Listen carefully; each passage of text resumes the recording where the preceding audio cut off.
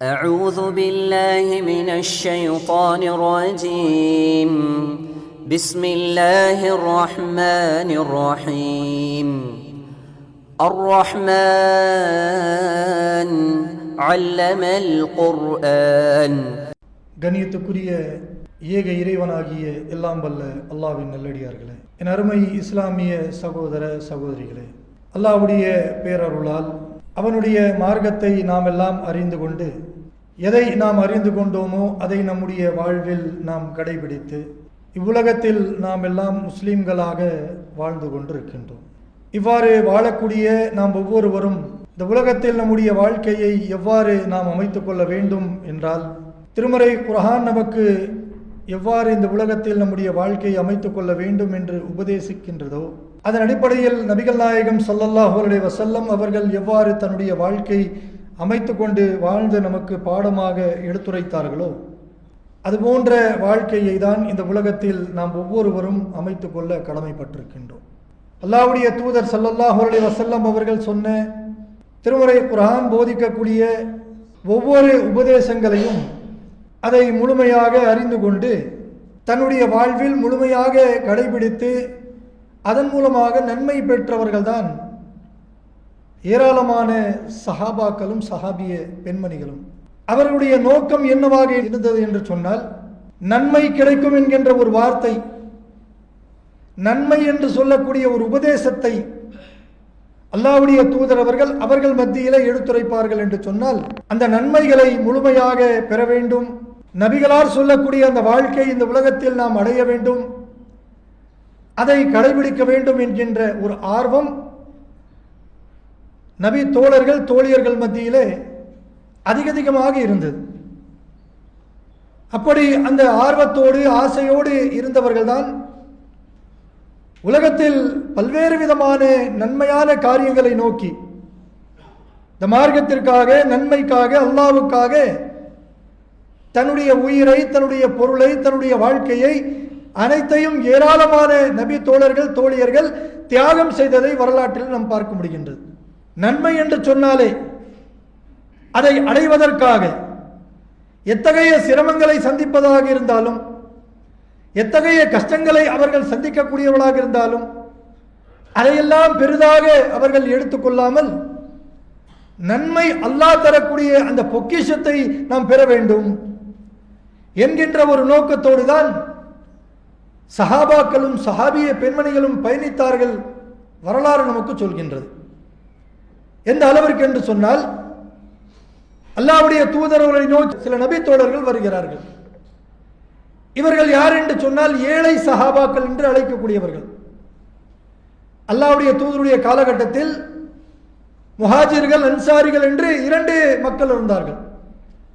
ஒரு கூட்டம் ஏழையாக, ஏழை என்று சொன்னால் உலகத்துடைய செல்வம் இல்லாதவர்களாக, செல்வம் படைத்தவர்கள் என்று சொன்னால் உலகத்துடைய செல்வத்தை அவர்கள் பெற்றவர்களாக இருப்பார்கள். அப்படி இருக்கக்கூடிய அந்த இரு கூட்டத்தில் ஏழை சஹாபாக்கள் என்று அழைக்கக்கூடிய அந்த சபையில் இருக்கக்கூடிய சிலர் அல்லாஹ்வுடைய தூதரை நோக்கி வருகிறார்கள். வரக்கூடிய அவர்கள் அல்லாஹ்வுடைய தூதரிடத்தில் ஒரு கோரிக்கை வைக்கிறார்கள். அது என்ன கோரிக்கை என்று சொன்ன, நபிகளாரை சந்தித்தவுடன் அந்த ஏழை சஹாபாக்கள் சொல்கிறார்கள், அல்லாஹ்வுடைய தூதரே, நாம் என்னென்ன நன்மைகளை இந்த உலகத்தில் செய்கின்றோமோ, அல்லாஹ்வை வணங்கக்கூடிய அந்த வணக்கம், தொழுகை, நோன்பைக்கக்கூடிய அந்த நோன்புகள், இப்படி என்னென்ன கடமையான செயல்கள் இருக்கின்றதோ, அல்லாஹ்வும் நீங்களும் நமக்கு என்னென்ன கற்றுத்தந்தீர்களோ அவை அனைத்தையும் நாம் இந்த உலகத்தில் கடைபிடித்துக் கொண்டிருக்கின்றோம். அதன் மூலமாக நாம் நன்மையும் பெற்றுக் கொண்டிருக்கிறோம்.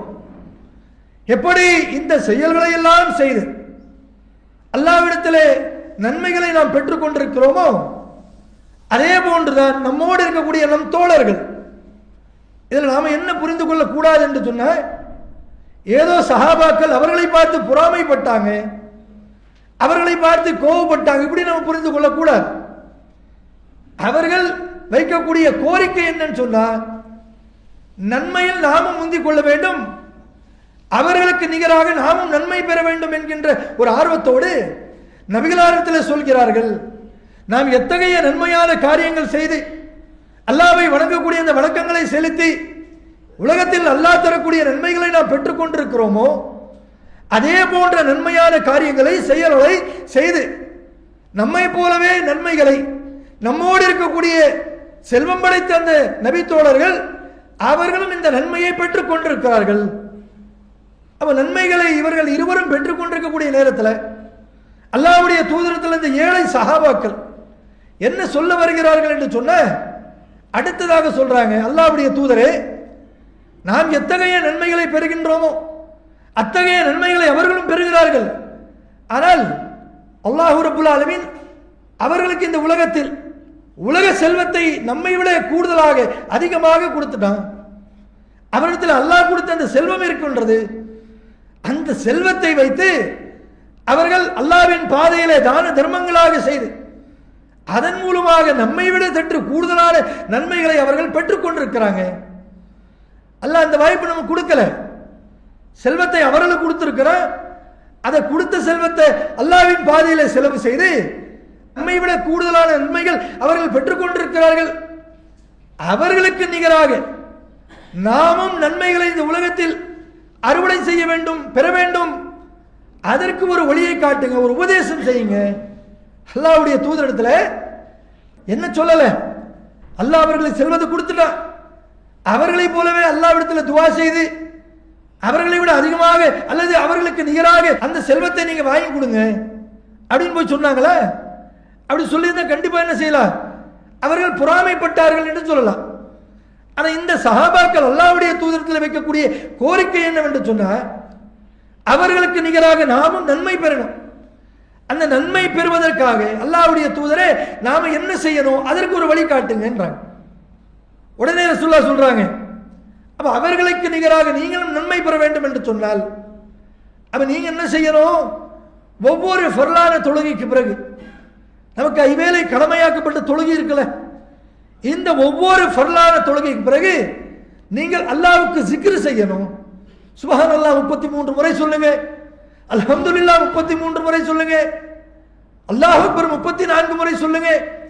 இந்த zikர்களை நீங்கள் ஒவ்வொரு ஃபர்லான தொழுகைக்கு பிறகு அல்லாஹ்வுக்காக இந்த zikர்களை நீங்கள் செய்து வந்தால் அவர்களுக்கு நிகராக நன்மைகளை நீங்கள் பெறுவீர்கள் என்று அல்லாஹ்வுடைய தூதர் அவர்கள் அந்த ஏழை சஹாபாக்கள் எதை கோரிக்கையாக வைத்தார்களோ, எதை விரும்பி வந்தார்களோ, அவர்களுடைய விருப்பத்துக்கேற்ற அந்த கோரிக்கைக்கேற்ற ஒரு உபதேசத்தை நபி அவர்கள் அவருக்கு எடுத்துரைக்கிறாங்க.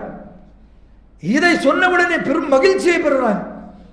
உலகத்தில் யோசிச்சு பாருங்களேன், ஒரு ஏதாச்சும் ஒரு காரியமாகணும்னு சொல்லி ஒரு மனிதன் இன்னொரு மனிதத்தில் போய் கேட்டா, நான் உனக்கு ஒரு இது மாதிரியான zikr கத்து தரேன், உனக்கு நான் துஆ செய்கிறேன் அப்படின்னு சொன்ன அவர் மேலோட்டமா சிரிக்கலன்னு சொல்ல, அப்படி சிரிச்சுட்டு உள்ளத்துல இருந்து என்ன பேசுவாரு, ஏதாச்சும் உதவி பண்ணுவாருன்னு பார்த்தா இப்படி நான் துஆ செய்கிறேன் zikr செய்கிறேன் அப்படின்னு சொல்லி அனுப்புறாரு அப்படின்னு சொல்லி முழுமையான ஒரு திருப்தி அடைய மாட்டார். ஆனால் நபிகள் பெருமானார் ஸல்லல்லாஹு அலைஹி வஸல்லம் அவர்கள் அந்த ஏழை சஹாபாக்களுக்கு நீங்க செய்யுங்க, இதன் மூலமாக நீங்கள் அவர்களுக்கு நிகராக நன்மை பெறுவீர்கள் என்று சொல்லக்கூடிய உபதேசத்தை கேட்ட உடனே பெரும் மகிழ்ச்சியை பெறுகிறார்கள்.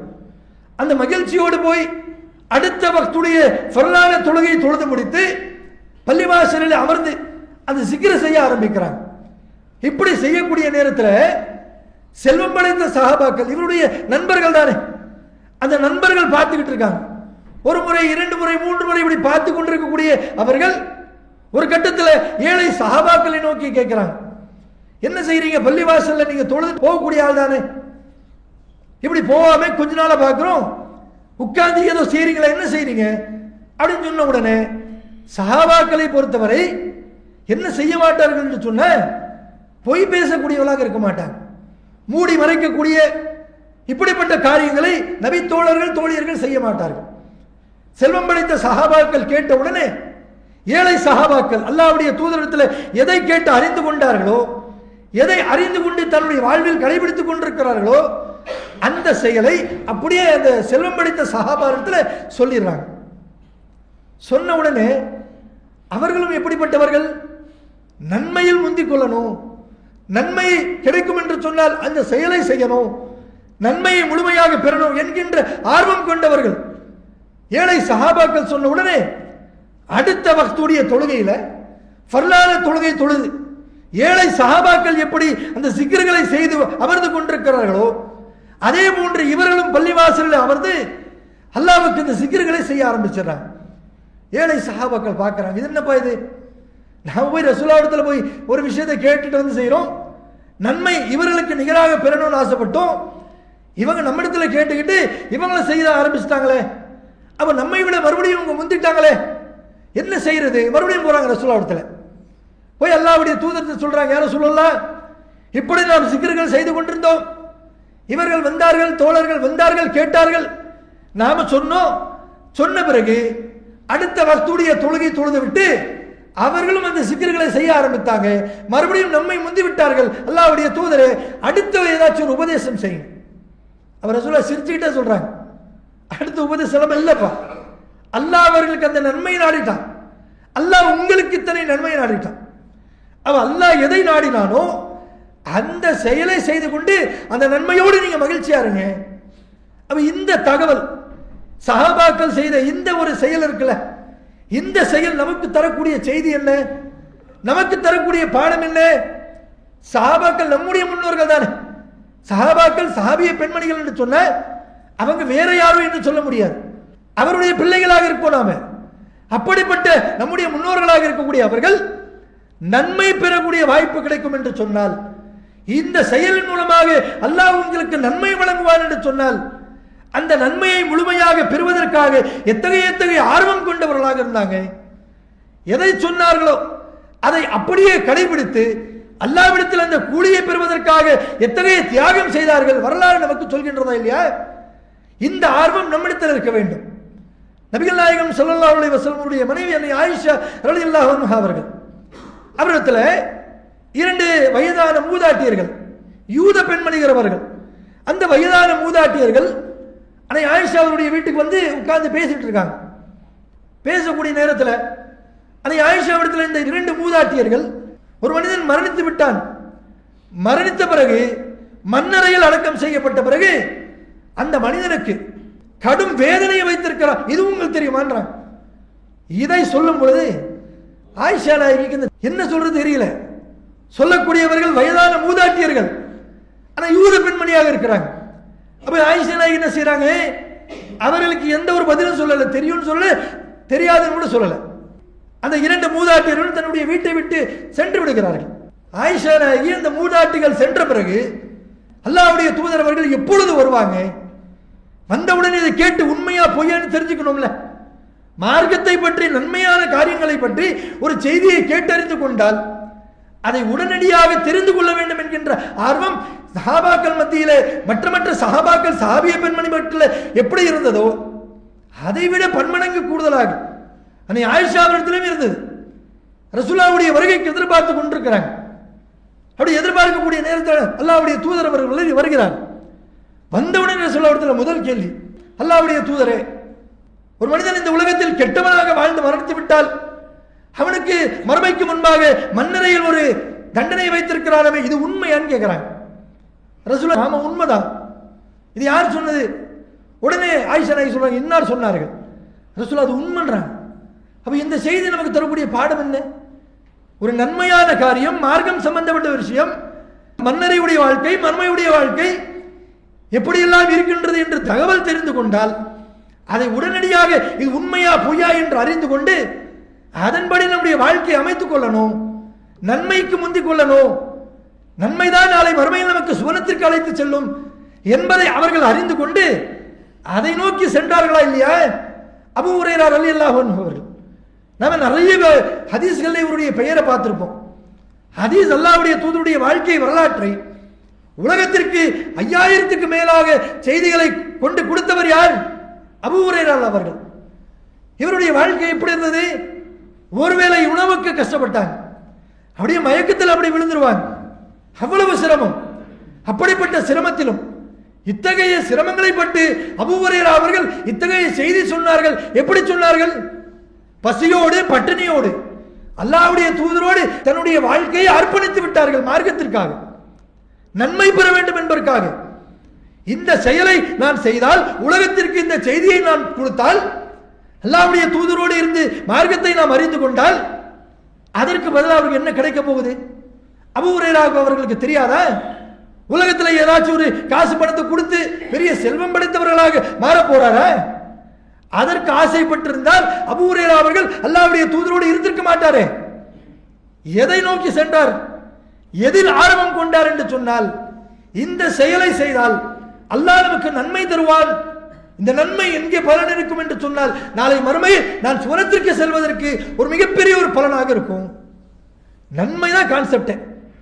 நன்மை என்று சொன்னால் விரைந்து ஓடக்கூடியவர்கள், நன்மை என்று சொன்னால் அதை அடைவதற்காக தன்னுடைய வாழ்க்கையில தியாகம் செய்யக்கூடியவர்கள். நபி தோழர்கள் தோழியர்கள் மட்டுமா? ரசூல் ஸல்லல்லாஹு அலைஹி வஸல்லம் அவருடைய வாழ்க்கையை சற்று பாருங்க. அல்லாஹ் ரப்பல் ஆலமீன் முன்பின் பாவம் மன்னிக்கப்பட்டவர், சொர்க்கவாசி என்கின்ற ஒரு அடையாளத்தை அவர்களுக்கு கொடுத்துட்டான். இந்த 2 அந்தஸ்தை கொடுத்துட்டான் அல்லாஹ்.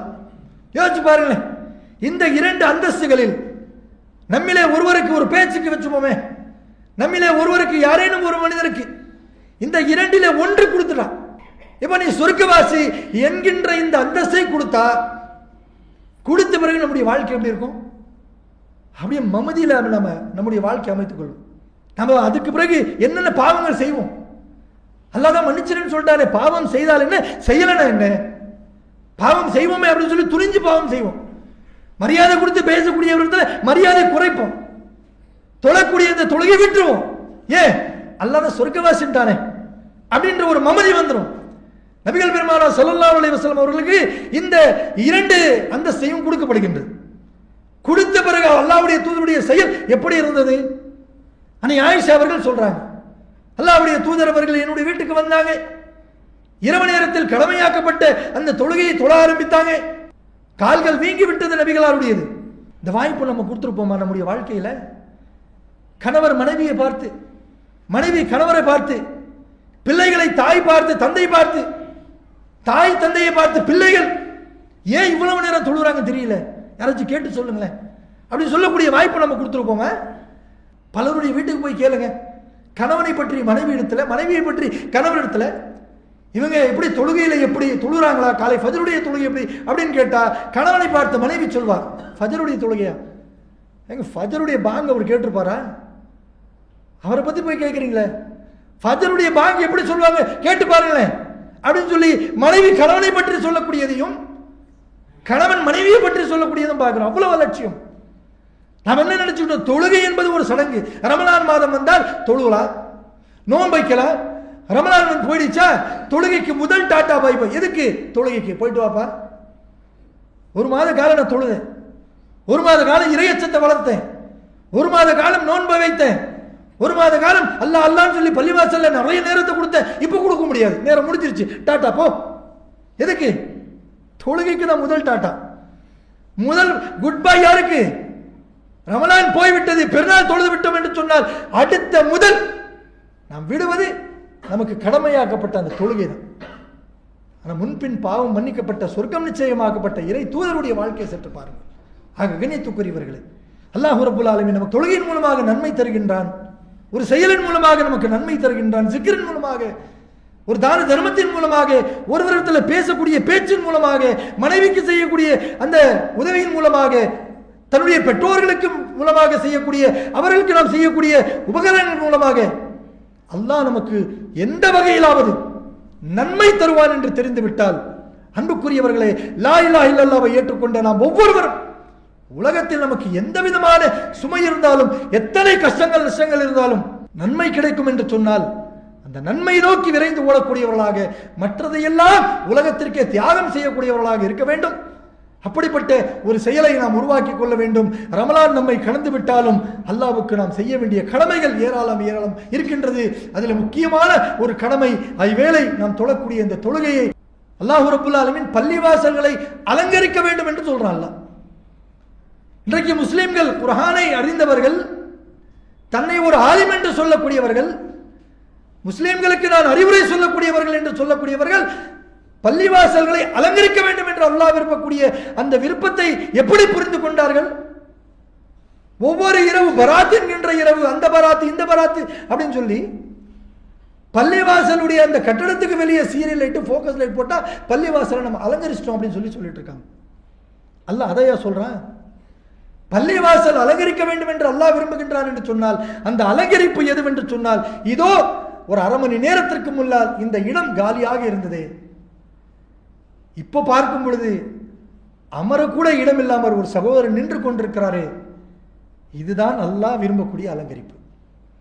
ஒவ்வொரு வக்துடைய தொழுகை பாங்கு சொல்லப்பட்டது, வக்து வந்து விட்டது என்று சொன்னால், நமக்கு எந்த ஒரு பணியாக இருந்தாலும் சரி, எந்த ஒரு வியாபாரத்தில் இருந்தாலும் சரி, எவ்வளவு கோடி லாபம் இருந்தாலும் சரி, அதை வணங்க வேண்டிய நேரத்தில் அதை விட்டுவிட்டு அல்லாஹ்வுடைய பள்ளியிலே நாம் எல்லாம் ஒன்று கூடி அல்லாஹ்வை வணங்குவதுதான் பள்ளிவாசலை அலங்கரிப்பது.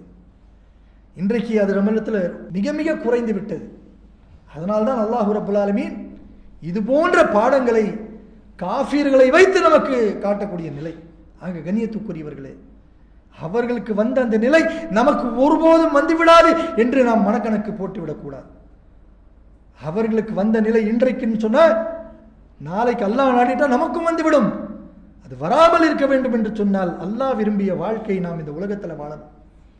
ஏதோ அல்லாஹ் படைச்சிட்டான், நாம இந்த உலகத்தில் நல்லா சம்பாதிக்கணும், வீடு வாங்கணும், கார் வாங்கணும், மனைவிக்கு தங்க நகையா போட்டு கொடுக்கணும், பிள்ளைகளுக்கு இந்த காலேஜில் படிக்க வைக்கணும், காசு பணம் வேணும், அதெல்லாம் சம்பாதிக்கக்கூடிய நேரத்தில் தொழுகைன்னு சொல்லி பள்ளிவாசல் உட்கார்ந்துட்டா எப்படி அப்படின்னு சொல்லக்கூடிய மக்களை நம்ம பார்க்கிறோம். மறந்து பேசிக் கொண்டிருக்கிறீர்கள். அல்லாஹ் படைத்ததே நம்மையும் ஜின்களையும் அவனை வணங்குவதற்காக தான். இதை நாம நினைவத்திற்கொள்ள. ஆக கண்ணியத்துக்குரியவர்கள், அல்லாஹ்வை வணங்கக்கூடிய மக்களாக, எந்த நேரமும் அல்லாஹ் விரும்பக்கூடிய பள்ளிவாசல்களை அலங்கரிக்கக்கூடிய மக்களாக நாம் அனைவரும் இருக்க வேண்டும். ஒவ்வொரு வக்துடைய தொழுகைக்கு பிறகு அல்லாஹ்வுடைய தூதர் அவர்கள் காண்பித்த அந்த ஜிக்ர்களை எல்லாம் செய்து நன்மை பெற்று நாளை மறுமையில் சூனத்திற்கு செல்லக்கூடிய நன்மக்களாக வல்ல இறைவன் உங்களையும் என்னையும் ஆக்கி வைப்பானாக என்று கூறி இந்த ஜுமா உரையை நிறைவு செய்கிறேன். வாஹிருதவான அல்ஹம்துலில்லாஹி ரப்பில் ஆலமீன். அஸ்ஸலாமு அலைக்கும் வரஹ்மத்துல்லாஹி. அல்லாஹு அக்பர், அல்லாஹு அக்பர்.